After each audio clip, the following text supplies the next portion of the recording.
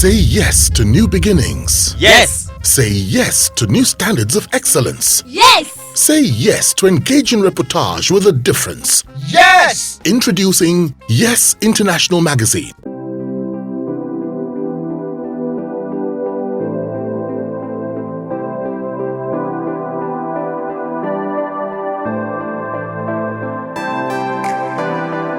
Now, I would like to find out from you. Did you know that your debut album was going to be a hit? Was there any inclination? Did you have? Did you foresee it, or it just happened? From the one I knew it was going to be a hit. Okay, how did you know? Because I am a musician, complete musician, an instrumentalist, and that is how I always all my songs. I've never done any album that has never been a hit. All my songs have always been a hit. All my albums. When I did Walari, I knew it was going to be a hit because, and apart from the song was very good and commercial, and I had a very popular artist then, way back, Daniel Wilson and Lieutenant Shotgun. They both, jump on that very song, and you remember then they were the rave of the moment. Yeah, they were doing well then, and apart from the song being a good song featuring those two artists, it gave me hope that the song was going to be a hit. And apart from the song being a commercial song. Interesting. Now I want to find out from you. What makes a hit song? How does one come about hit songs? How does one determine a song that will be a hit and the one that won't? Okay, first of all, your instrumentation have to be unique. Okay. The mix, then first of all, the song has to be commercial, has to have a commercial touch. Okay. If you don't have a commercial touch, there have to be a good message. Okay. The song has to have a good message. Then the most important one that will blow you is that commercial touch. Okay. It has a hook line that everybody can sing along. Then it will be a song. A hook line. Yeah. It could be a rubbish song that has a hook line. It could be a very good song that has a hook line. So the most important thing is the hook line. The hook line. Yes. If it has a very good hook line, then you will know, as they say. Right. Okay. Now you also much later, you released another hit, Joanna. Tell us about Joanna. Before Joanna, there was Mr. Goody Goody. Oh, follow me sing the sweet song. Mr. Goody Goody. Mr. Goody Goody, I remember. Mr. Goody Goody, I remember. Mr. Goody Goody. Mr. Goody Goody was also a very massive hit. I remember. And Mr. Goody Goody actually earned me Fame Music Award that year 2000. I remember. You remember after Walari 1996, I never released any album again till year 2000, 4 years later. I came out with Mr. Goody Goody, and Mr. Goody Goody was a banger. Yeah, I remember. Which gave me the Fame Music Awards that year. So after Mr. Goody Goody, and I went on tour. I went on a European tour, 2001. Then came back, 2002, went back to London. I went to stay in London for a while. That was where, after like 6 years, I cooked Joanna in London. I like that. Produced by Don Jazzy. Then Don Jazzy had not made a name. I just believed in him because of his father. His father was my very good friend, Mr. Enebeli, because he was artist manager back in the days. So I knew him in way back when Don Jazzy was very little. Yeah. So when I got to London, I ran into Don Jazzy. He was now a big boy. He has grown. I didn't even recognize him. He recognized me and walked up to me and said, "Bros, you don't know me again." I said, "I don't remember you." He said, "Now me be that boy where my papa carry you, gave you a lift. Because when I released Mr. Goody Goody, no, 1998, when Walare was still making waves, Yes. I was living at Santos Layout, and Don Jazzy's father was taking Don Jazzy to school. He was Okay. in secondary school. So then I have not bought a car. I was at that Akuonjo roundabout.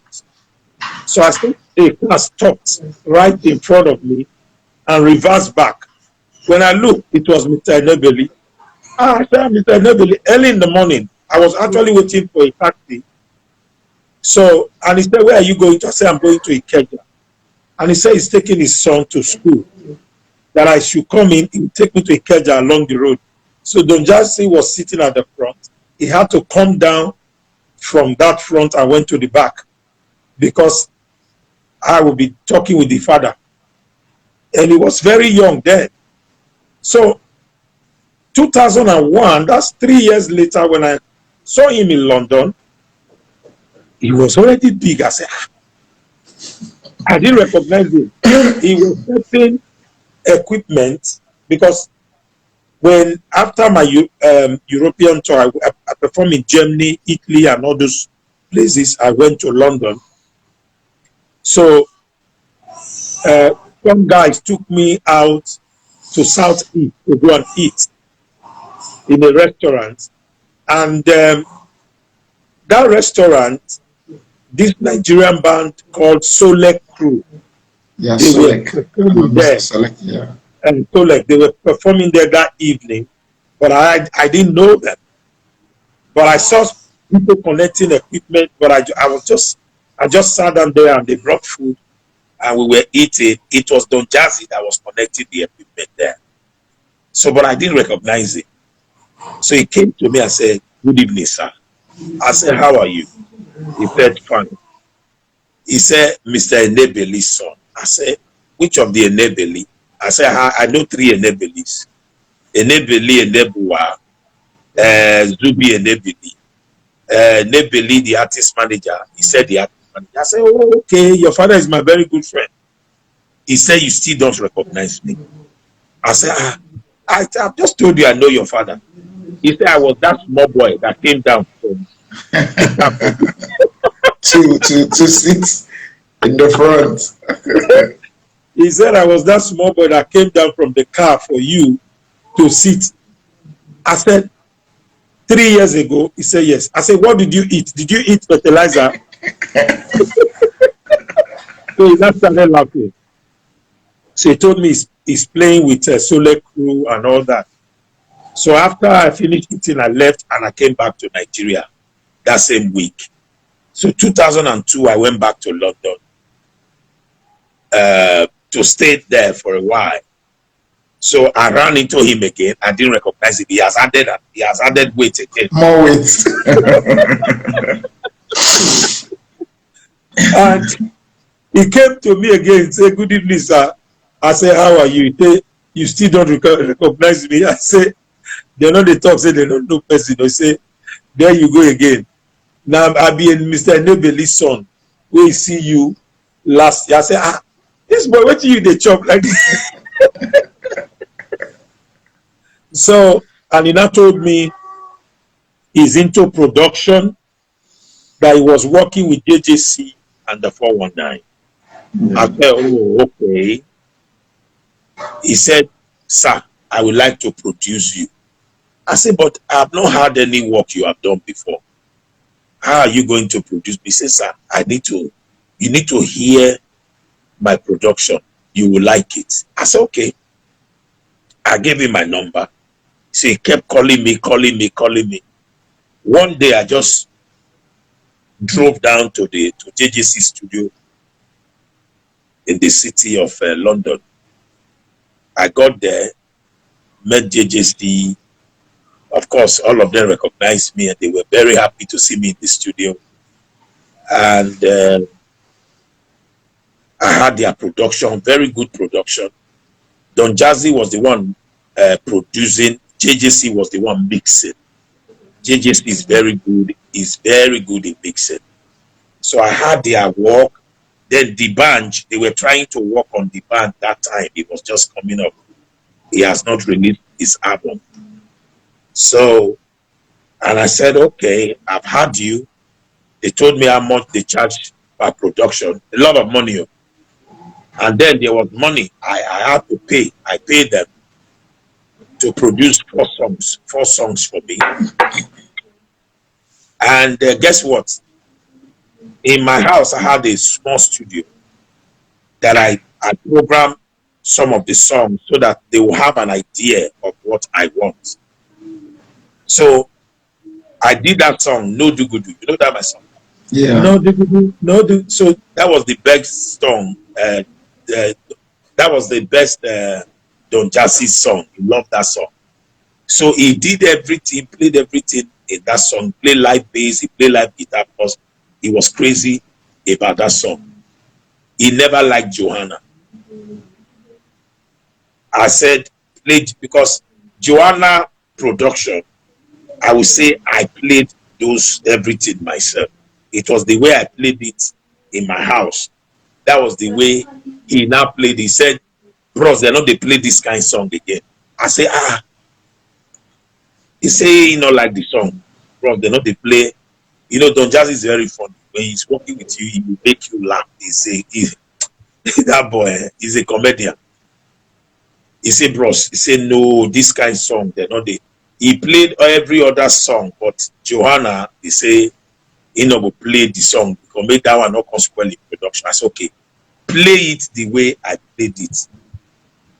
Produce it the same production, the way I played everything, just play it for me like that. He said, so he played it like that. He never knew. You see, you don't know the song. Me, any song I do, I know the song that will be. He was just coming up. He did not know. And I told him, I said, this song is gonna be a hit. He said, bros. He was betting. He told me that if that song is a hit, he would be, I forgot how much we betted and all that. So after I released Joanna, no, they not did the Banji's song, Tongolo. JJC was to release him on his label. So from there, I don't know, they had problem. Don Jazzy now took the song again to go and produce in another studio. And they now came to Nigeria to do their production. While I was still in London, preparing to come back. So by the time I came and I released Joanna became a national item. So one day I ran into Don Jazzy Atale. I say, bros. I say, half an hour market. He put her for her like this.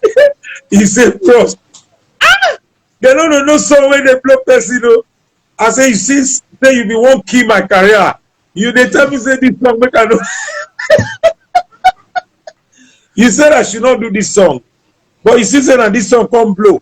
Even the song where you like, yo, that song, the one you like, they know you made wait. But Joanna was a national item. Okay. So it was a national anthem, and I told her, I said, you see, the song you didn't like is not a national anthem. A national anthem, okay. And he was surprised. That's so that was how I did that Joanna, and Joanna became a big hit all over. Oh,